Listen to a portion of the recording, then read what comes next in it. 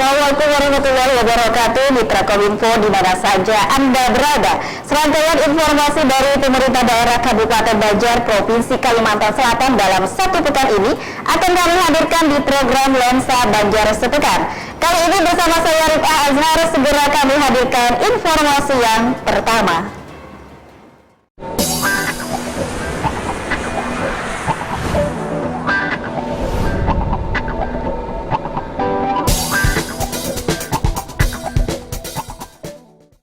Mitra Kominfo, dalam upaya mewujudkan ketahanan pangan wilayah, pemerintah bersama masyarakat sebagai pelaku utama pembangunan telah melakukan berbagai upaya.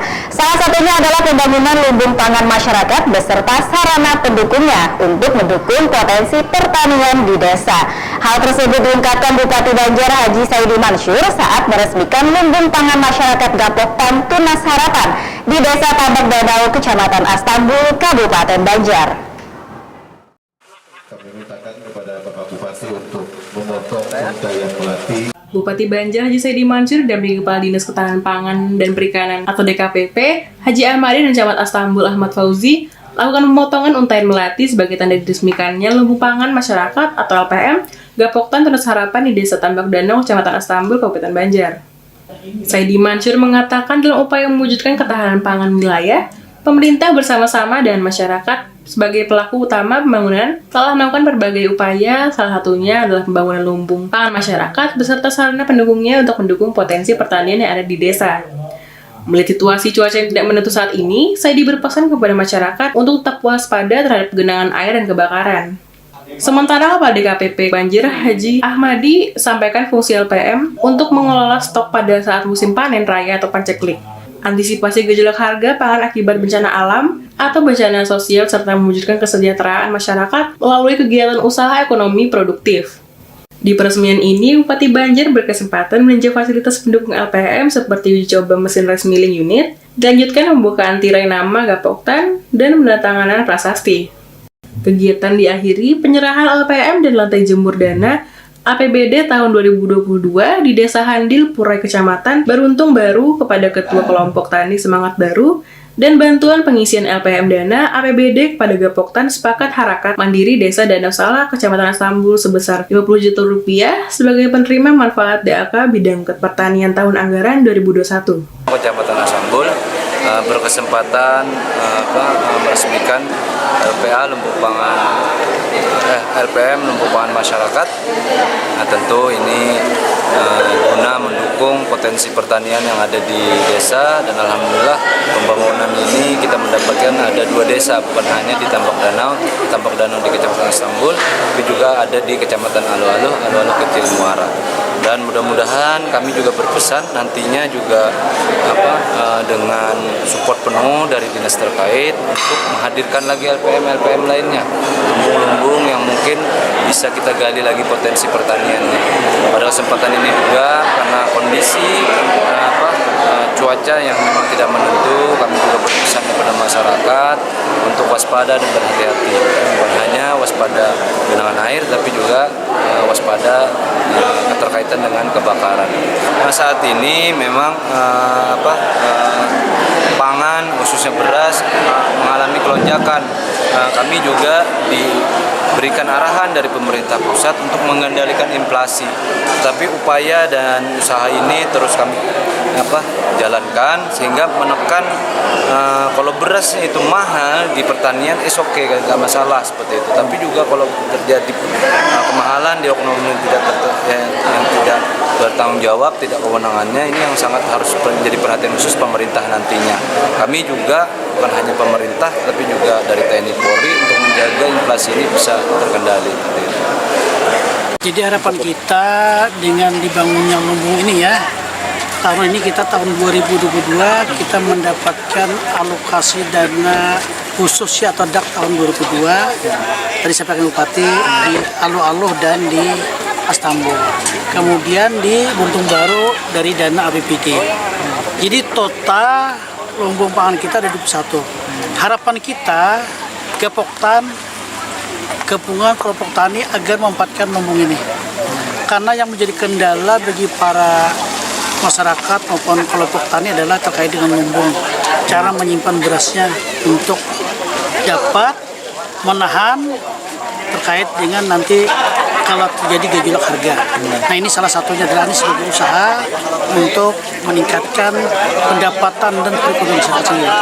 Jadi terkait dengan pengelolaan nanti lumbung pangan desa ini adalah masyarakat ini adalah nanti dikoordinir oleh Kepoktannya dengan yaitu mesti ada struktur organisasinya ya untuk mengatur tata cara maupun cara penyimpanan sih berapa sih untuk masyarakat untuk menyimpan padinya, penggilingannya maupun pemutihnya ya nanti di sana sebagai nanti mudah untuk mengembangkan usahanya. Surah Banjar melaporkan.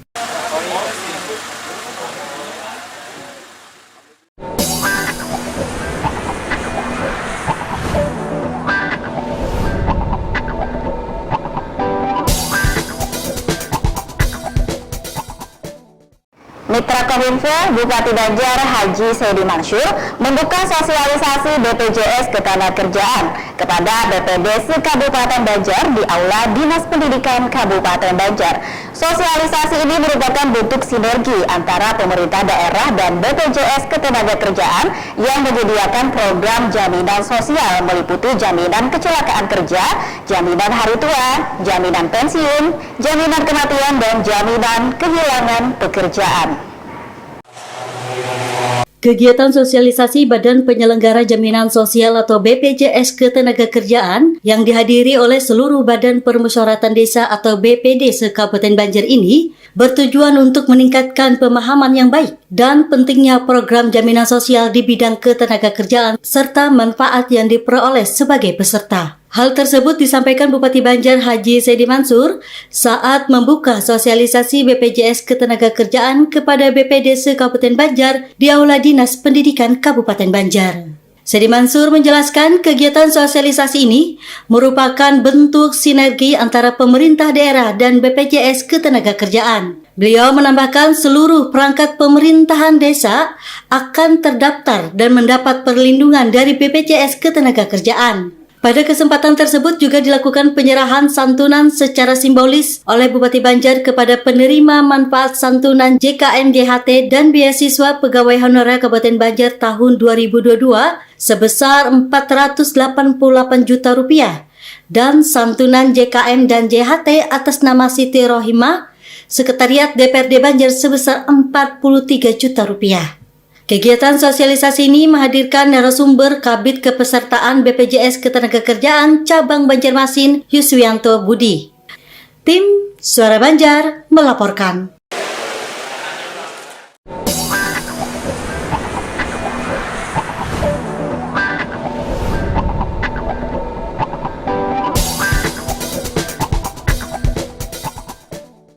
Terima kasih Anda masih bersama kami, Mitra Kominfo Bupati Banjar Haji Saidi Mansur didampingi Sekda Banjar Haji Muhammad Hilman terima audiensi tim Direktorat Pembinaan Peran Serta Masyarakat KPK RI di Mahligai Sultan Agam Martapura. Bupati menyambut baik audiensi ini dan mengapresiasi dua desa di Kabupaten Banjar yang menjadi nominasi percontohan desa anti korupsi. Dua desa tersebut yakni Desa Awang Bangkal Barat, Kecamatan Karangintan, dan Desa Cabi, Kecamatan Simpang 4. Bupati Banjar Haji Saidi Mansur didampingi Sekda Banjar Haji Muhammad Hilman terima audiensi tim Direktorat Pembinaan Peran Serta Masyarakat atau Ditpermas KPK RI di Mahligai Sultan Agam Martapura. Bupati Banjar Haji Saidi Mansur menyambut baik audiensi ini dan mengapresiasi dua desa di Kabupaten Banjar menjadi nominasi percontohan desa anti korupsi, yakni Desa Awang Bangkal Barat Kecamatan Karangintan dan Desa Cabi Kecamatan Simpang 4. Saidi berharap dua desa tersebut menjadi percontohan desa anti korupsi tingkat nasional maupun percontohan desa-desa lainnya. Sementara itu, Firlana Ismayadin, spesialis pembinaan peran serta masyarakat KPK RI, selaku ketua tim mengatakan, silaturahmi dan rapat koordinasi bersama Bupati dilakukan guna melakukan persiapan observasi percontohan desa anti korupsi tahun 2023 di Provinsi Kalimantan Selatan. Firlana berharap akan ada perwakilan desa dari Kalimantan Selatan yang bisa menjadi percontohan desa anti korupsi level nasional. Terima kasih. Sebelumnya disampaikan ucapan terima kasih atas apresiasi dan juga dukungan yang luar biasa dari Kabupaten Banjar. Kami tim dari KPK ditemui langsung oleh Pak Bupati dan kami menyampaikan maksud tujuan dari kegiatan kami. Siang hari ini kami melakukan rapat koordinasi guna persiapan kegiatan observasi percontohan desa anti korupsi tahun 2023 di Provinsi Kalimantan Selatan. Dan untuk kegiatan observasi percontohan desa anti korupsi besok di Kabupaten Banjar dilakukan di 2 desa, yaitu di Desa Awang Bakal Barat, kemudian kita akan lanjut di siang hingga sore harinya di Desa Cadi. Jadi 2 hal itu yang kami sampaikan terkait dengan observasi kemudian dukungan dari pemerintah Kabupaten Banjar untuk program desa anti korupsi. Harapan kami tentu ini menjadi harapan semua pihak bahwa akan ada perwakilan desa dari Kalimantan Selatan yang bisa menjadi percontohan desa anti korupsi bagi level nasional. Tentu harapan kami yang kedua adalah ini akan menjadi gelora gerakan anti korupsi yang berangkatnya dari desa. Kegiatan desa anti korupsi akan membersamai pembangunan nasional yang ada di desa sehingga gerakan anti korupsinya bisa ikut juga ke dalamnya. Turut hadir Asisten Bidang Pemerintahan dan Kesra Haji Masruri, Kepala Dinas PMD Sarialudin, Kepala DKI SP Banjar Haji Muhammad Aidil Basit, perwakilan Inspektorat dan Kabak Hukum. Tim Suara Banjar melaporkan.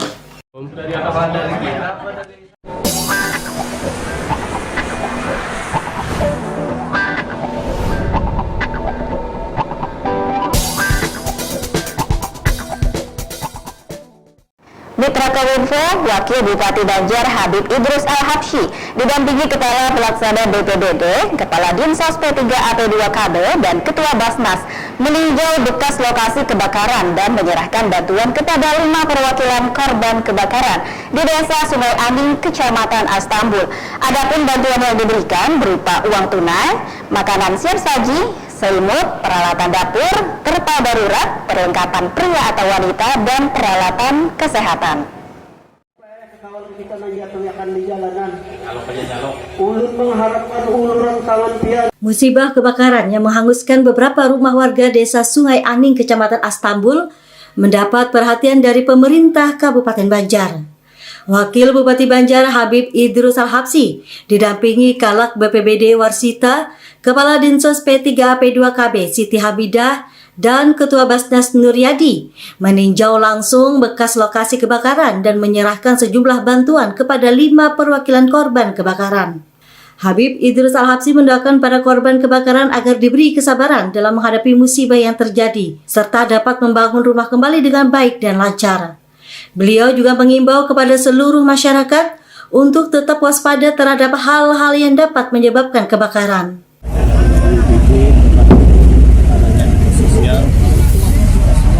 Dari Basnas, ada dari Basnas, mohon dinilai mudah-mudahan musibah kebakaran ini yang mendapat musibah mendapat kesabaran. Untuk akan mudah-mudahan dapat terbangun. Namanya musibah kita kan bisa menghindari, Pak. Mudah-mudahan nanti ada jalannya. Doakan artinya sebagai bersama pemerintah sama wakil bupati untuk menyampaikan ke kita ini mudah-mudahan ke depannya jangan ada lagi kejadian-kejadian seperti ini.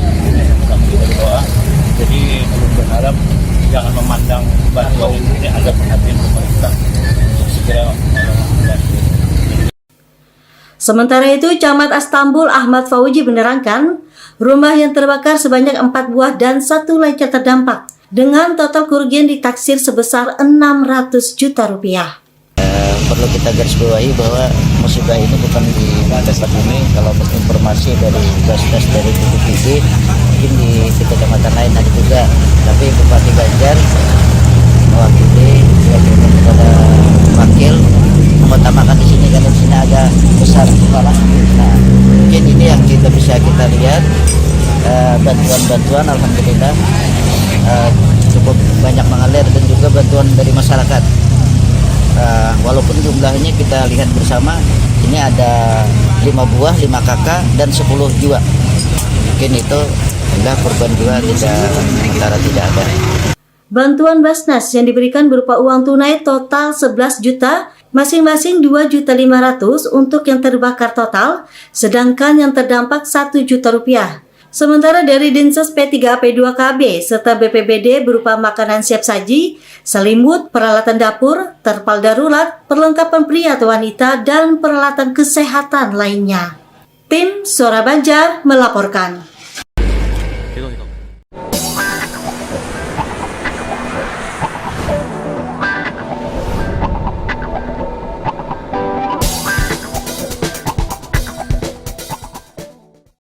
Mitra Kominfo, 14 Februari 2024 akan dilaksanakan pemilu guna memilih presiden dan wakilnya, DPR RI, DPD, DPRD provinsi dan kabupaten atau kota.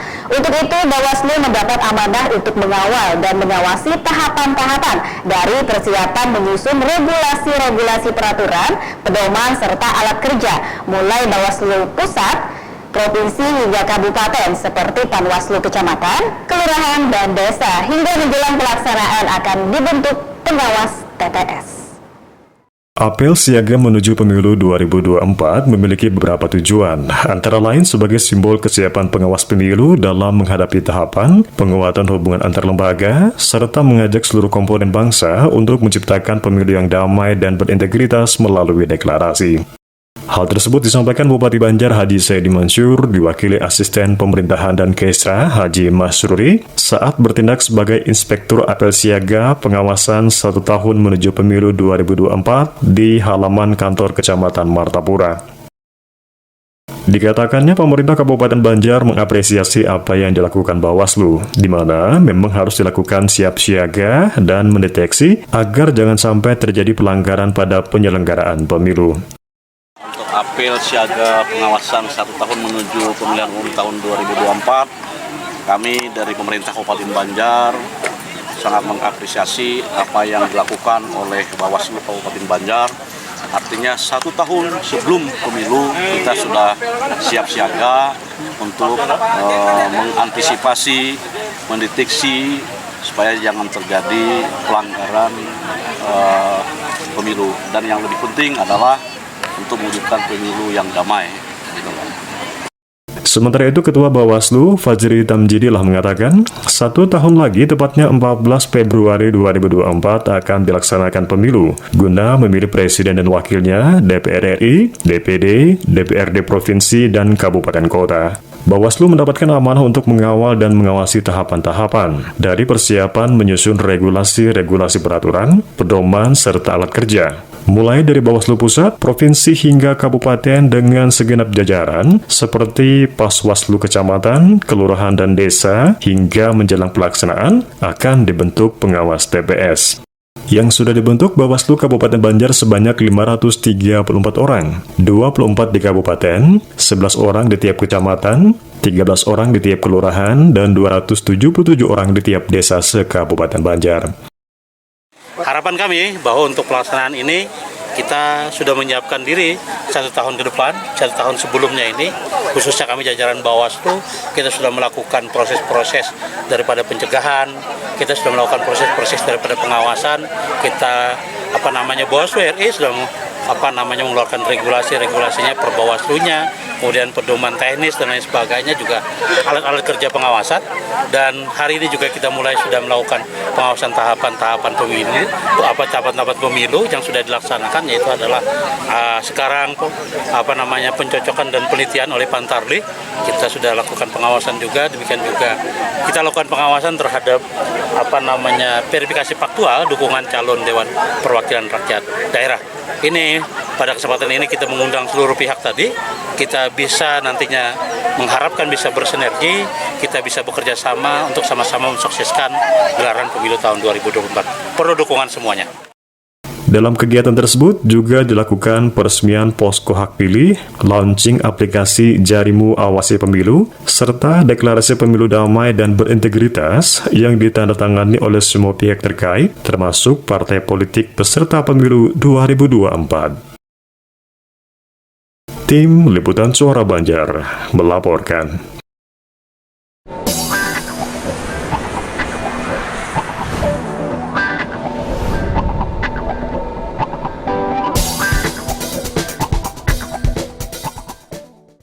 Mitra Kominfo, Ketua Tim Penggerak PKK Kecamatan Mataraman Ratu Juriah melantik Ketua Tim Penggerak PKK Desa sekaligus kukukan Bunda PAUD Desa Kecamatan Mataraman tahun 2023 yang disaksikan Ketua Tim Penggerak PKK Kabupaten Banjar Hajah Nurgita Tias beserta kadernya. Adapun 6 Ketua Tim Penggerak PKK yang dilantik masing-masing dari Desa Lektamu, Simpang 3, Mangkalawat, Gunung Ulin, Pasiraman, dan Pematang Danau.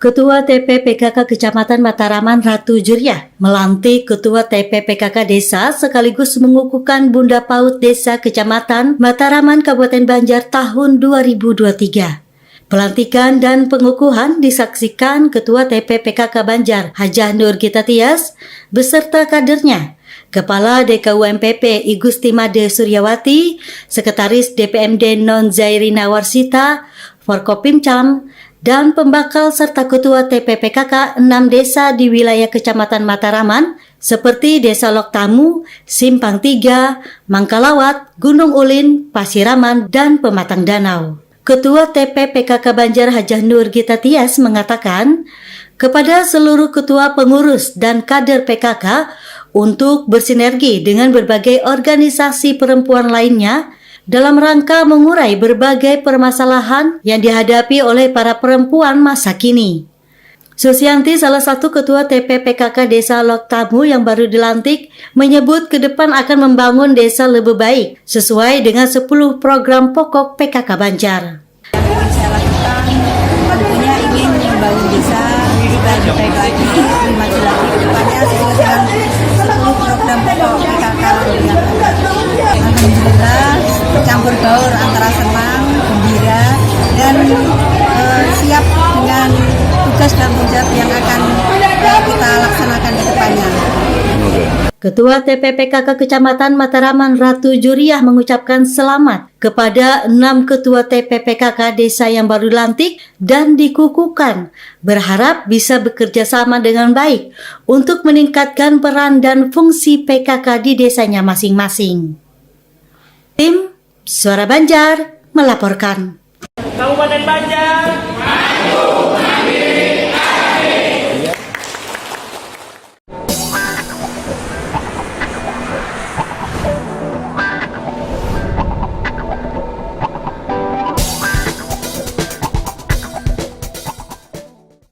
Mitra Kominfo, sampai di sini kami menemani Anda di program Lensa Banjar Sepekan untuk edisi hari ini.